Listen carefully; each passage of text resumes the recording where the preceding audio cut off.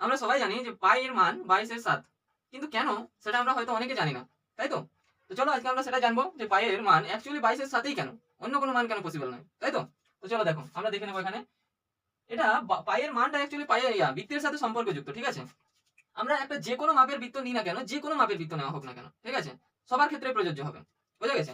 তাহলে একটা যে কোনো মাপের আমরা বৃত্ত নিয়ে নিলাম। এবার ওই বৃত্তটার যে ব্যাসটা হবে সেই ব্যাসটাকে এখান থেকে তুলে যদি আমি এই বৃত্তটার পরিধি বরাবর বসাই, ঠিক আছে, এই বৃত্তটার পরিধি বরাবর বসাই, তাহলে তিনটে ব্যাসের তিনটে ব্যাস লাগবে আমাকে এই বৃত্তটাকে কভার করতে, ঠিক আছে, তিনটা ব্যাসের দৈর্ঘ্য লাগবে এই বৃত্তটাকে কভার করতে। দেখো এখান থেকে যদি আমি এই ব্যাসটাকে বসাই এখানে, তাহলে এতদূর পর্যন্ত এলো একটা ব্যাস।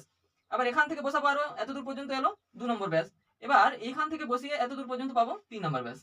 ঠিক আছে, তিনটে ব্যাস লাগবে এই বৃত্তটাকে কভার করতে। এবার দেখো এই বৃত্তটা কভার হওয়ার পরেও অল্প পোর্শন কিন্তু এখনো বাকি আছে, ঠিক আছে, অল্প পোর্শন এখনো বাকি আছে, সেটাকে কিন্তু আমি এই ব্যাসটা দ্বারা কভার করতে পারছি না, ঠিক আছে। তো এখন কি করব, যে এই যে এই পোর্শনটা এখানে নিলাম আমরা। এবার এই ব্যাসটা যেটা ছিল সেইটাকে আমরা 7টি ভাগে ভাগ করব, ঠিক আছে। প্রথমে 7টি ভাগে ভাগ করব, 1 2 3 4 5 6 7। এবার 7টি ভাগে ভাগ করলাম। এবার এই যে পোর্শনটা আছে এই পোর্শনটাকে এখানে বসাবো, বসিয়ে দেখবো যে এই পোর্শনটা এর একটি ভাগের সাথে সমান নাকি বড় নাকি ছোট, কি সেটা আমরা দেখবো মেপে, ঠিক আছে।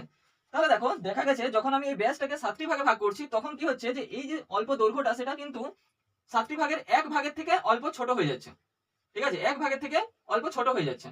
তখন বিজ্ঞানীরা কি করলেন, যে এই যে ব্যাসটা আছে সেটাকে 8টি ভাগে ভাগ করলেন, ঠিক আছে, 8টি ভাগে ভাগ করলেন। এবার 8টি ভাগে ভাগ করার পর তিনি যখন এই ছোট দৈর্ঘ্যটাকে এখানে বসালেন তখন তিনি দেখলেন যে এই যে দৈর্ঘ্যটা আসছে এটা কিন্তু এর থেকে একটু বড় হয়ে যাচ্ছে, ঠিক আছে, আগেরটার ক্ষেত্রে যতটা ছোট হচ্ছিল ঠিক এখন ততটাই বড় হয়ে যাচ্ছে, ঠিক আছে। তখন বিজ্ঞানীরা সিদ্ধান্ত এলেন না 8 ভাগে ভাগ করবো না, 7 ভাগেই ভাগ করবো। ক্লিয়ার? তো 7 ভাগে যদি ভাগ করা হয় তাহলে এই যে একটুকু পোর্শনটা সেটা 7 ভাগের কত ভাগ, এক ভাগ, তাই তো, 7 ভাগের এক ভাগ। এবার আমরা এই বৃত্তটাকে কভার করার জন্য কতগুলো ব্যাসের দরকার পড়েছিল, আমাদের 3টে ব্যাসের দরকার পড়েছিল। তাহলে 3টে ব্যাসের দৈর্ঘ্য প্লাস এই অল্প দৈর্ঘ্যটা কত, না 7 ভাগের এক ভাগ, তাই তো। তাহলে এটা যদি ক্যালকুলেশন করি তাহলে আমাদের এসে যাবে আলটিমেট 22/7, ঠিক আছে। এইটা ছিল আমাদের 22 পাই এর মানের কনসেপ্ট। ক্লিয়ার?